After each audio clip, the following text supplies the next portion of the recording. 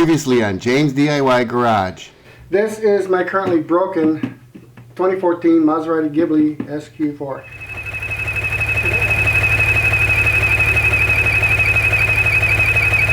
So note, it doesn't start making the noise right away. Only after the engine's been running for, say, a couple seconds.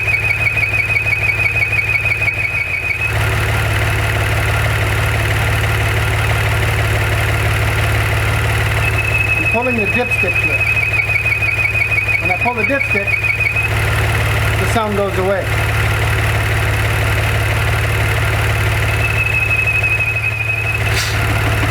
Sound goes away. Put it back on, sound comes back.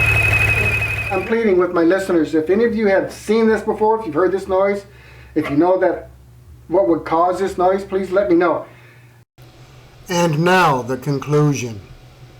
Ladies and gentlemen, thank you so much for watching and welcome to another episode in James DIY Garage. I'm James and this is my 2014 Maserati Ghibli SQ4. This is the conclusion video to the last video.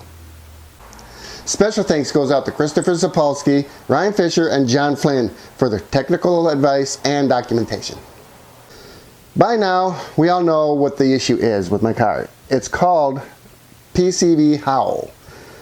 There's a blockage somewhere in the PCV system in my car, or what Maserati has named the oil vapor recirculation system. So the fix is to replace the oil vapor recirculation system, which I had right here. Now I have not seen this issue until now, so I hope you'll forgive me for my concern in my last video, which seemed a little naive. But after all, I'm just a DIY backyard hobbyist mechanic who's always worked on his own cars. So enough of the monologue, let's key up the repair video.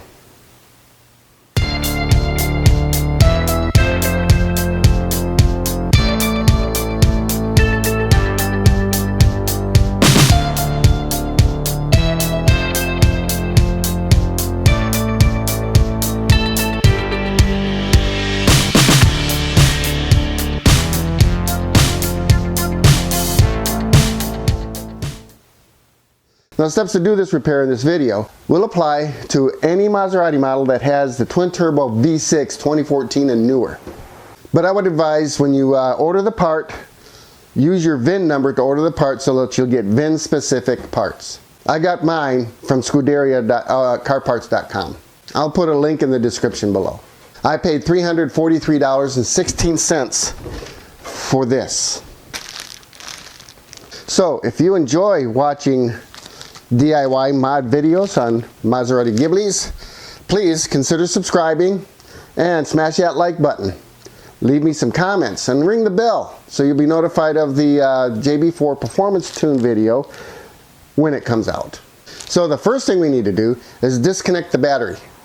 Do not close the trunk lid once you've disconnected the battery, or you're going to be dropping the back seat, crawling in there to pull that lever. Okay, here we are at the battery. To disconnect the battery, you'll simply pull up on this red thing here, push on that red thing, and pull it up like that.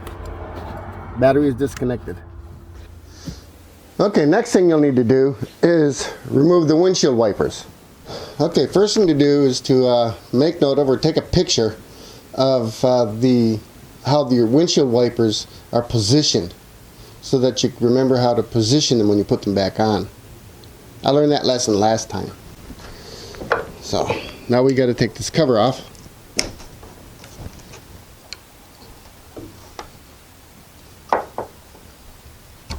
Yeah, it's just a plastic cover that comes off. You're going to need a 17mm socket.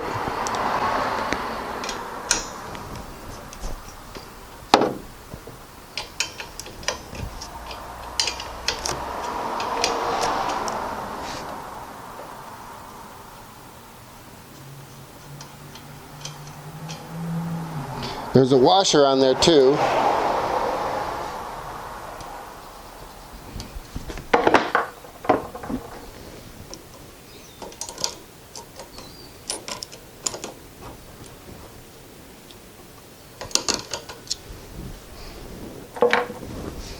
then your wiper blade should just pop right up. Should.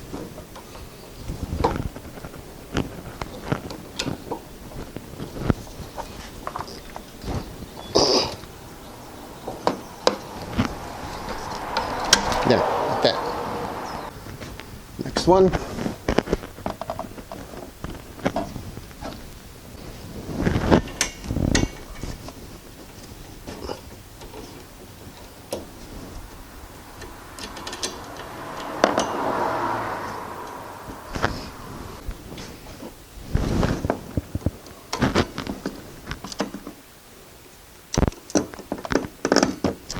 There we go.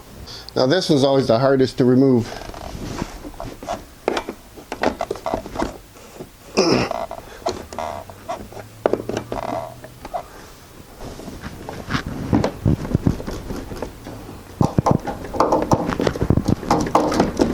There it goes.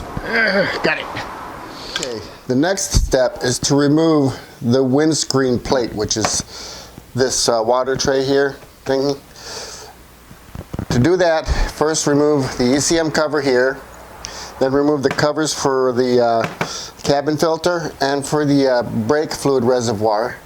Then there are 1, 2, 3, 4, 5, 6, 7, 8, about 8 or 9, 10, 8 or 9 screws that you have to, they're plastic screws that you remove. So we'll get down to that.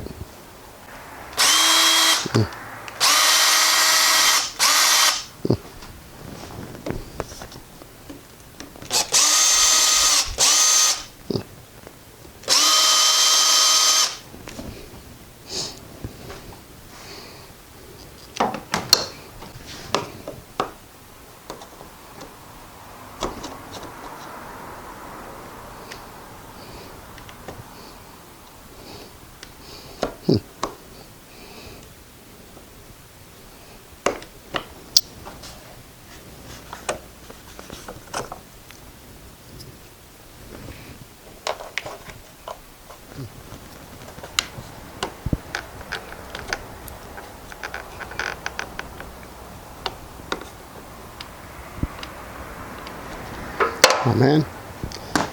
Come on, man.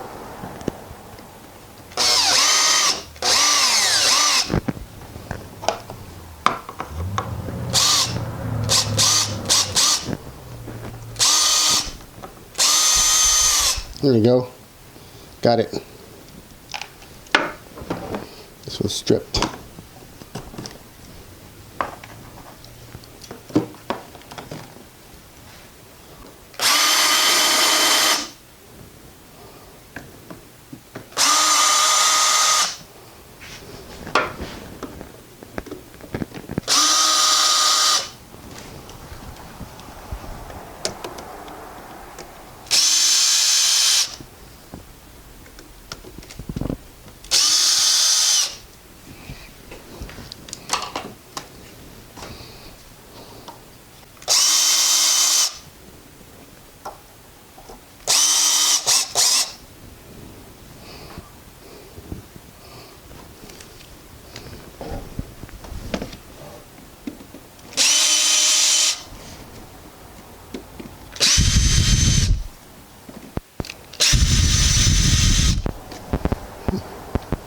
Couple more stubborn ones.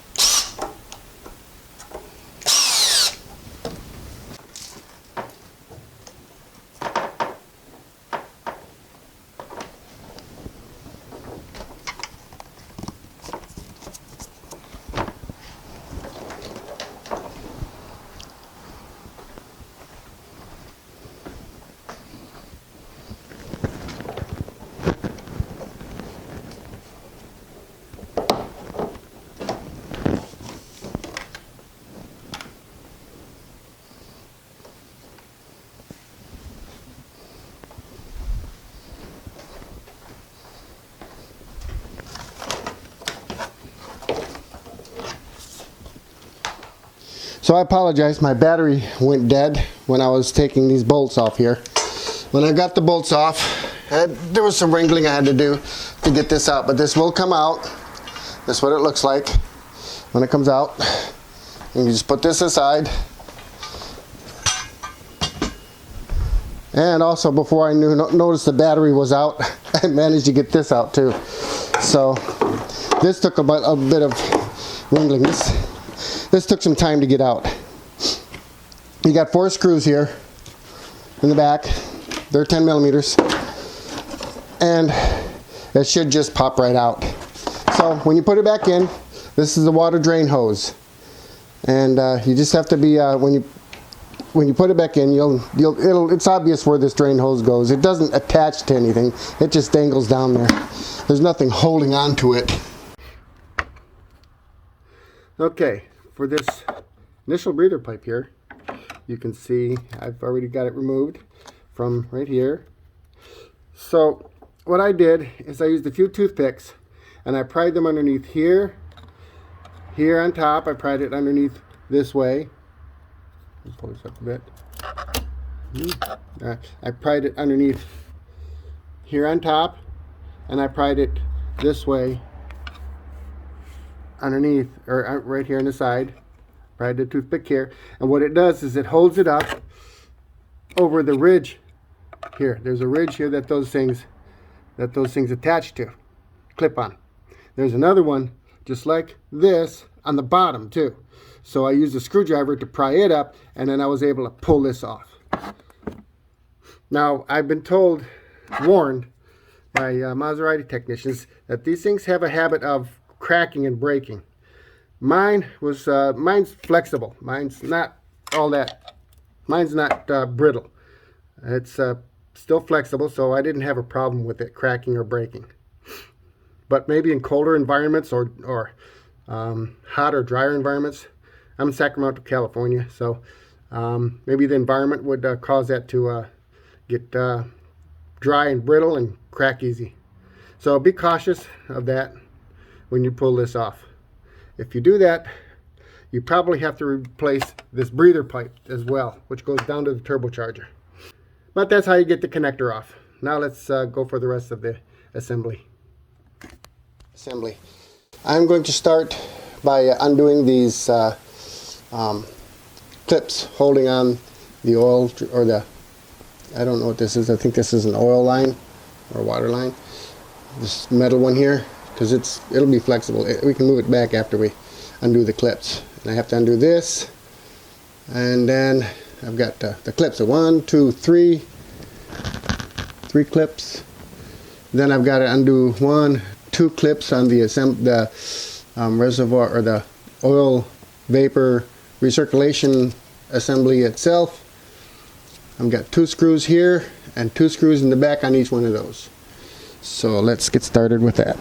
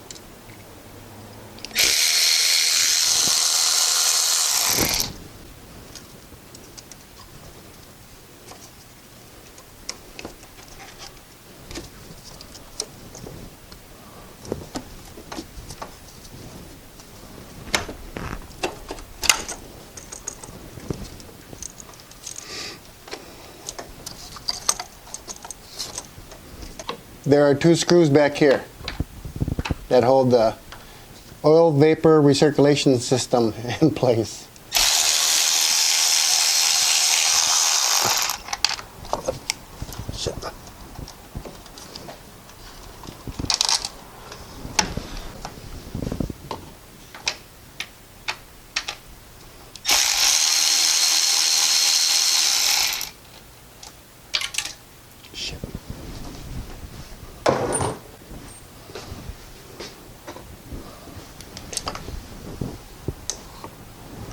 Ouch.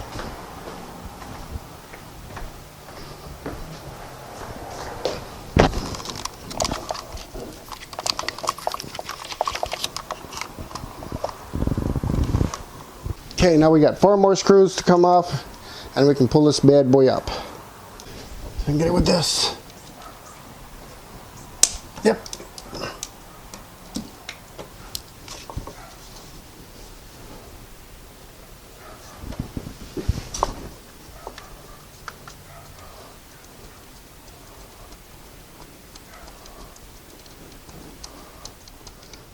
Okay, I had finally gotten this out. It was a pain in the butt to get out. But what I had to do was, it was underneath all of this. So I had to raise this up, pull these out, raise it up under the windshield, and maneuver this out this way. And that's how I got it out. But you have to be careful with the wires so you don't break any of the connections. So now we go to get it back in, but it was a pain in the butt to get in. I got to find a screw down there, so I have to get my magnet out and fish around down in there for that screw. But I went ahead and took this off, took the cover off of this. And I want to show you some things that I noted. Okay, I took the cover off. This spring was in there like that. Oops. So took the cover off. And I noticed this is a diaphragm of some kind. I don't know if you can see that. Put this over here. This is a diaphragm. And I guess the diaphragm sticks down in the middle here.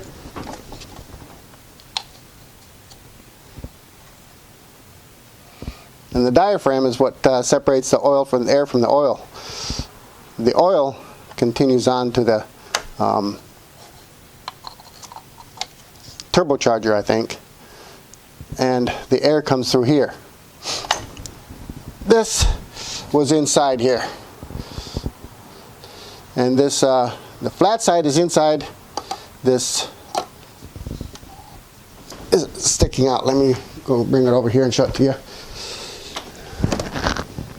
Okay, this is facing outside. This is what the inside looks like. This is what the outside looks like. So this is facing the outside when you put it back together. When you take this out, just pay specific attention to how this was inserted in there. So, and it was inserted in this hole right here, like that. That's what it looked like. Okay. So pay specific attention to how this was inserted, so you put it in exactly the way it came out. Because when you order the new one doesn't come with this. You have to order this and the O-ring for it separately. Because it does have an O-ring. Okay, I can't take it off now. But there is an O-ring there, as well as this O-ring here. So when I put this new one on, I removed the O-ring. There's my new one here.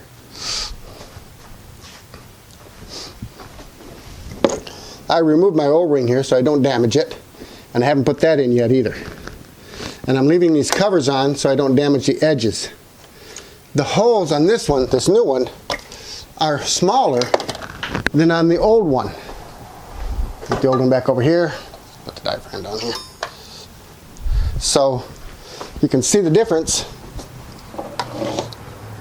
On the left is the old one. Tell by it's all oily. And then the right one is the new one. The hole's smaller. So hope that doesn't make a difference. Maybe this is just an upgraded version of it. An upgrade. I made the holes too big, but I'm gonna leave these covers on when I finagle it in there so I don't damage the edges of it, because it is a pain in the butt to get in there. And the only thing you have to worry about is these two lines here. You have to get it around or inside. They go inside, in between this line in the back. They go in between this line and the engine.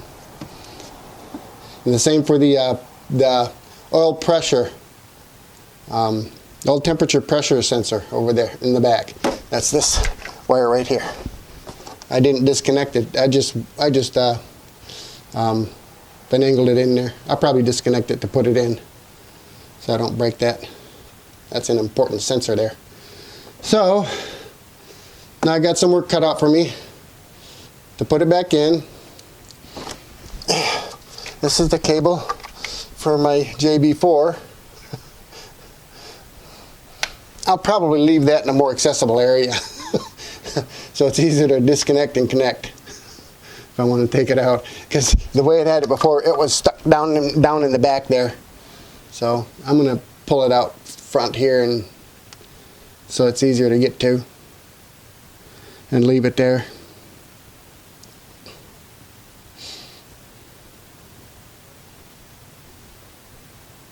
So let's get started.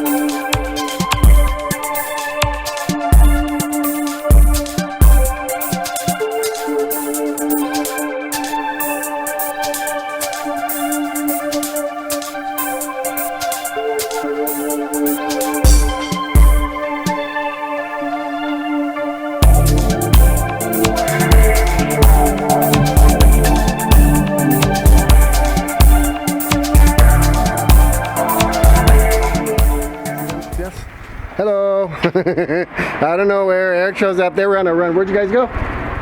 Pardee, Lake Pardee. Lake Pardee? And then to Lodi for lunch. Where'd you eat it? It's called Smack Pizza. No, Smack. Yeah, Smack Pizza? Smack or something. Funny. It was really We good. just had pizza inside. Yeah, it was good. I think we had 13 cars show up today. I saw a Ferrari in the picture. Mm-hmm. Whose Ferrari is that? Some guy I met this morning at Starbucks. Really? Yeah, I'm like, hey man, come to our drive. I said, yep. So Well, he's going to become a member of our group. probably, yeah. That'd be cool. Yeah, get some Ferraris in our group too. Yeah. Italians. Yep. Yeah. Yeah, so it was cool. It was a good drive. Fun. Thanks for stopping by. I appreciate it. Yeah, no problem. I want to take a look and see what we got going on here. Okay, well, let's go take a look. I'm in the middle of putting it back in now. I took the old one out, and now I'm finagling it back in now. It's this thing here? Yeah. Yeah, that is what Maserati calls the oil vapor recirculation system. It sounded, Yeah. when I listened to the video, it sounded like it was PCB related or something. Here's the old one here. There you go. Kind of like a diaphragm in there or something. Yeah, here's the diaphragm right here, and there's a cap. There's a spring that goes in there too. Oh, okay. Right here. Okay. Spring goes in Yep. there like that. And then that goes on, yeah. Like that. Yep. Well, Yeah, and I think the diaphragm probably was what was causing it. It's all saturated and plugged up. yeah, it looks like it's oil saturated. Yeah. Expanded. So, and the thing is, these holes are bigger than the one that's on the new ones. Really? Yeah, the ones on the new ones are a little bit smaller than this. I show it in the probably video. because it's pressure fit, so it doesn't have a leak, a vacuum leak. Yeah. Yep. So. Very cool.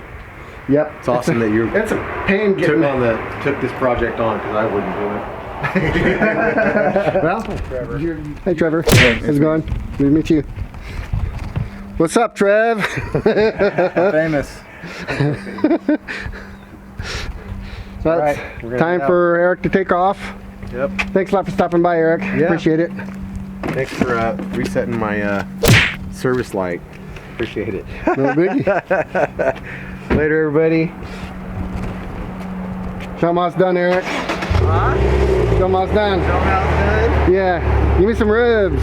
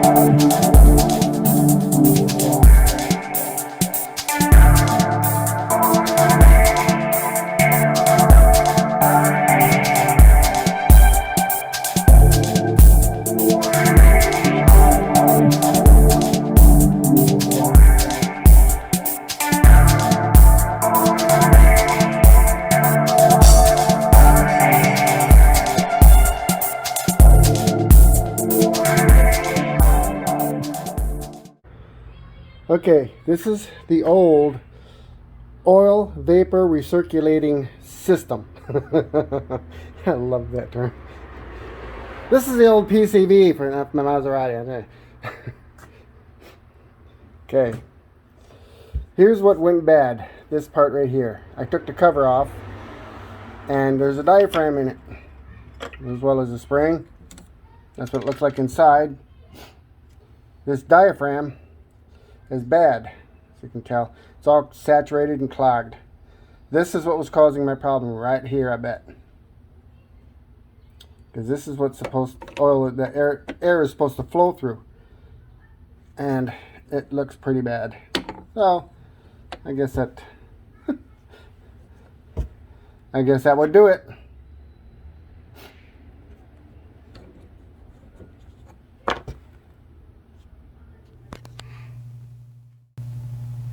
Well, my car is all back together again, and the functional test proves that the car doesn't make the noise anymore.